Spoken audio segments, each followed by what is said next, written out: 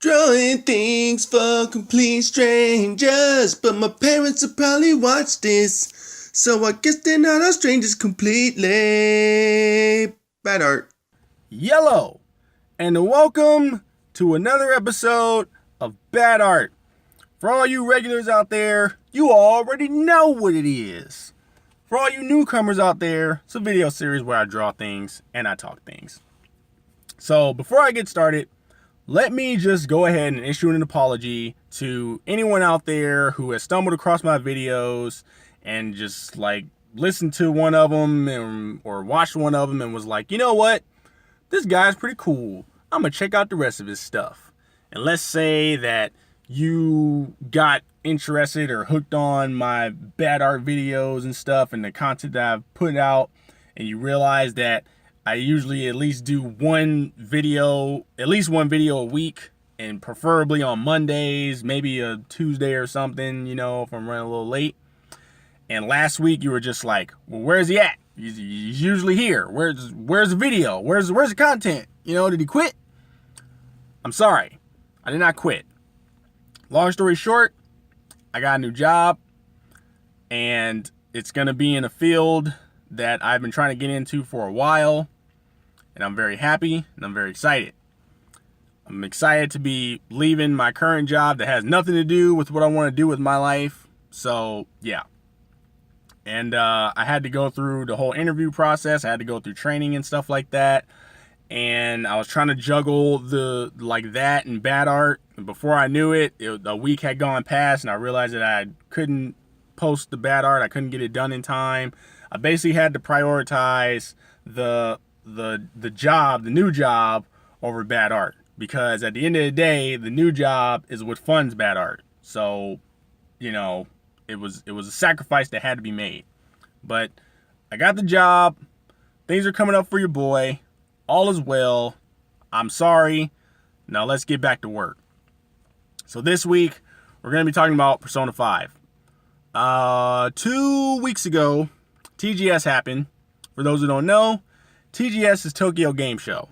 It's like E3, but it's in Japan. And they preferably talk about games over in the Japan or Asian region.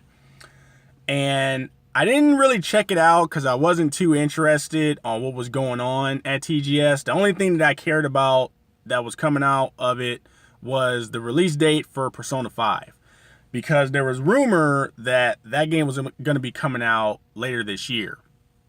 Sadly, the game has been delayed to 2016. I think it's coming out in the spring. I could be wrong about that, but I'm pretty sure they said early 2016. Now, at first, I was distraught over this. I was like, come on, man. I was getting all jazzed up for this, right? But then, I cooled off a little bit, and I started thinking, I was like, you know what? It's actually a blessing in disguise, because right now, my backlog is in shambles, okay? I still have not beaten Bloodborne. I'm still playing Until Dawn. I still haven't platinum Arkham Knight. I just started playing Metal Gear Solid 5, The Phantom Pain, which is going pretty good, because now that I'm playing that game, it's been keeping me from getting hooked on Rocket League like I've been over the past since that game has come out, which is maybe 2-3 months ago. So that's good. But yeah, man, it's just there's so much going on with my backlog. So when I think about Persona 5 getting delayed, I'm like, thank God, okay? Good. Cause really, if you need more time to get the game finished, take all the time you need. Cause one of the things that I'm getting tired of is games coming out and being broken. And broken in the sense that there's major glitches in the game, deleting people's save files. Oh my gosh, could you imagine playing a role-playing game like Persona and have 70 or 80 hours on the clock, and then just because you had your character walk down the street in a certain outfit, it sent some kind of glitch in the game that just erased your file forever? I would slit my throat if something like that happened, But, so yeah, it's if you need more time to get the game finished, take all the time you need. All that I ask is that you shut the hell up while you're putting the finishing touches on this game. Because the other thing that I'm tired of that's been going on a lot lately is like developers and publishers hyping these games up and they don't even have release dates.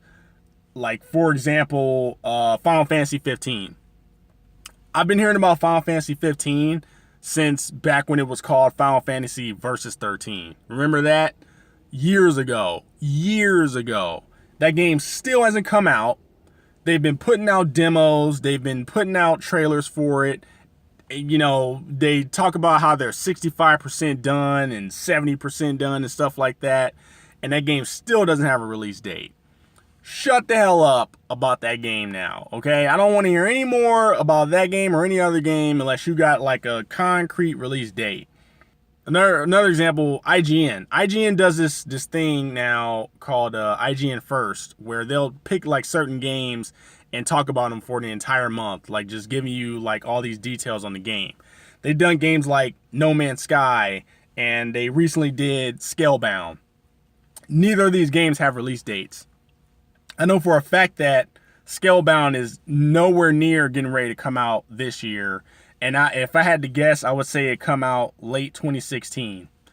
You know, but I wouldn't even be surprised if it got pushed to 2017. No Man's Sky could come out this year, but I think that's going to get pushed to 2016 as well. But for an entire month, they're just talking about these games and getting you all hyped up, and they don't even have a release date. It's annoying. Please stop doing that.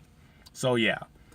As far as Persona 5, like what I'm looking forward to with this game, the only Persona game I've played role-playing wise is Persona 4 Golden.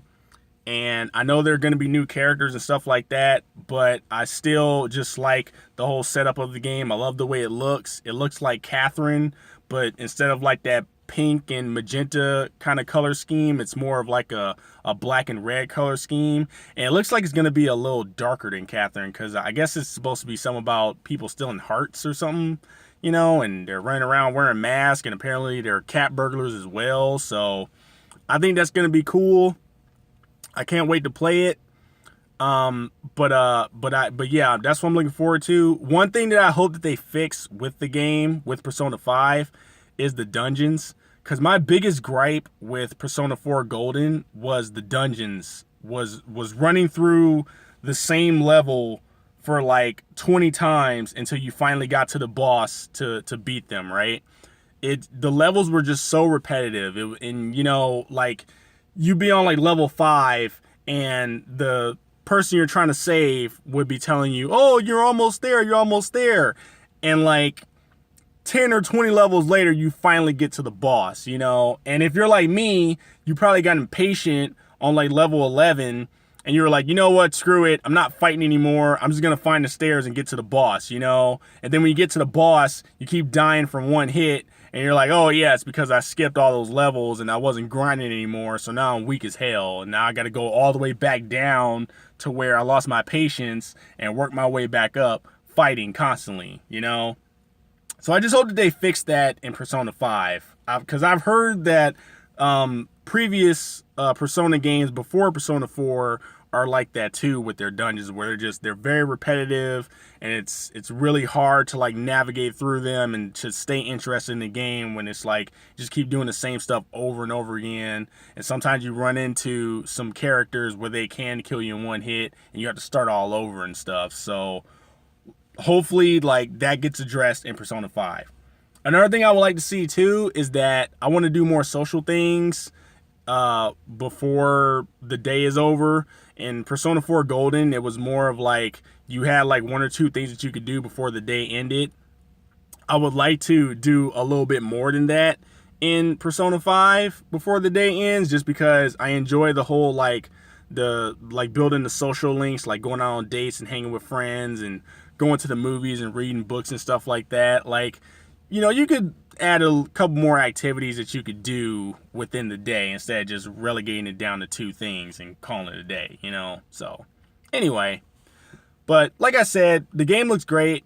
I like that it's time-based battle still. Like, they're not doing the whole, like, free roam thing where you gotta kind of, like, control people on the fly. I'm not really a fan of that style of RPGs. I like the more traditional time based and everybody just kind of like standing around in a line and stuff. So yeah. So anyway, that's pretty much all I have to say about Persona 5. So let's just get to the art. So with this piece, I'm channeling Persona 4 Golden because, like I said earlier, that was my first Persona game I played in the role-playing genre. My first foray into the Persona world was Persona 4 Arena. And what drew me to that game was that it looked like Blaze Blue. Blaze Blue is just a beautiful game. And this game looked like that and even more, just with like the color palette that they have. Like, cause I like that whole kind of yellow black palette that they use with Persona 4 as a whole.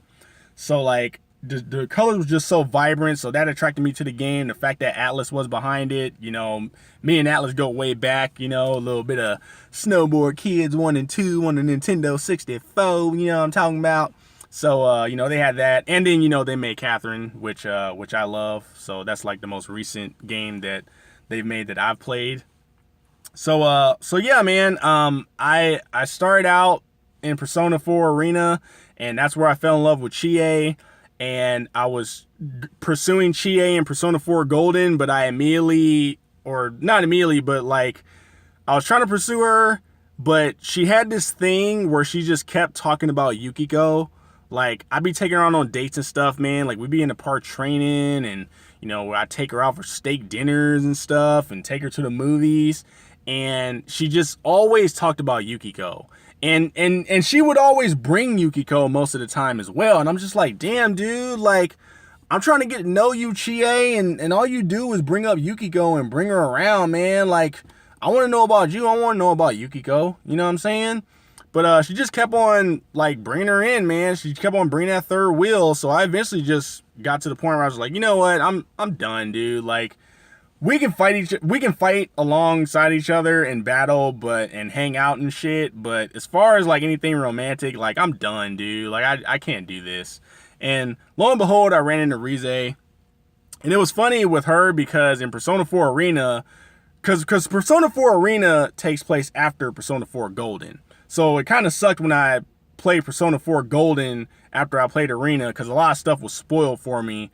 Like, not the overall plot of it, but just like the things that happened within the game around the plot, you know, or outside of the plot, the main plot of the game had happened to where I already knew where they were leading to. I'm not going to say here, I'm not going to spoil it or anything like that, but I'll just say that there's a lot of things that I knew going into it, but it didn't keep me from enjoying the game. I still enjoyed the game very much. There were still a couple of surprises here and there, but anyway.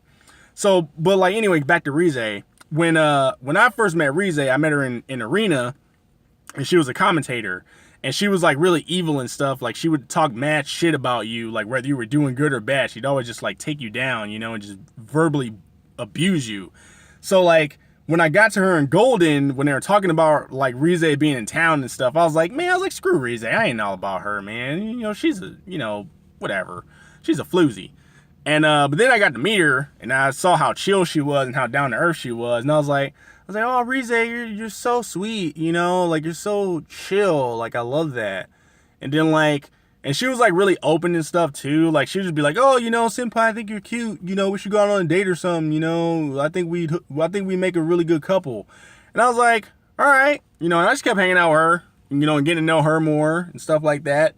And every now and then she'd bring in a third wheel or a couple of buddies and stuff like that. But for the most part, when I was hanging out with her, it was just me and her. And even when like she did bring other people with her, it wasn't even like she invited them. They just like ran into her and decided to follow her when she was like coming out on a date with me. And like when we're all like hanging out and stuff, like she would be like, oh, dude, like, I didn't mean to bring all these guys, you know, they just kind of like follow me here. You know, let's say we get out of here and have our own thing. And I was like, oh my God, Rize, I love you so much, you know? So like, I'm really going to miss her in Persona 5, you know, because they use like different characters. I don't know if they're like in the same universe or not, but you know, I'm still going to miss her. In fact, I should get that new Dancing All Night game and play that, because apparently that's supposed to like center around her. So maybe I'll look into that.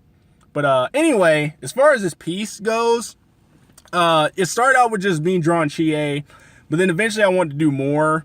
because, you know, I like the Persona 4 characters. So I stuck with like the main party who I would roll around with in dungeons. So like I brought Yukiko along because she would like just purge people 24/7, and then every now and then her and Chie would do like their double team move.